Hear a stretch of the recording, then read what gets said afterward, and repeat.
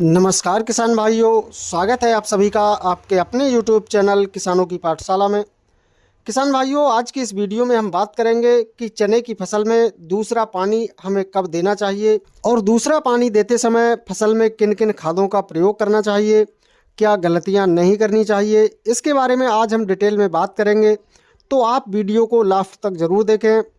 किसान भाइयों, चने की फसल में प्रायः बुवाई के लगभग 25 से 30 दिन पर पहली सिंचाई की जाती है और दूसरी सिंचाई भी चने की फसल में करना बहुत ही आवश्यक होता है, जिससे कि चने की फसल में फल फूलों का विकास अच्छा हो, ज़्यादा मात्रा में फसल में फूल बन सकें, उपज की जो क्वालिटी है वो बढ़िया बने और एक बढ़िया उत्पादन आपको अपनी चने की फसल से मिल सके। किसान भाइयों, इस समय चने की फसल फ्लावरिंग स्टेज पर है, तो बहुत से किसान भाइयों को यह सस्पेंस रहता है कि फसल में दूसरा पानी फूल आते समय लगाएं या फिर फसल में फल बनते समय लगाएं। तो किसान भाइयों, फसल में पहली सिंचाई 25 से 30 दिन पर की जाती है।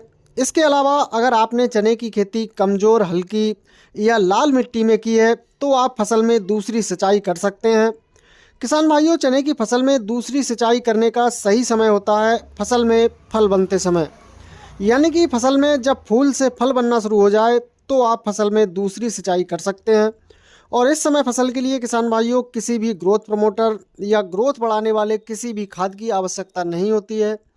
इस समय आपको फसल में NPK 05234 और NPK 0050 का प्रयोग करना चाहिए।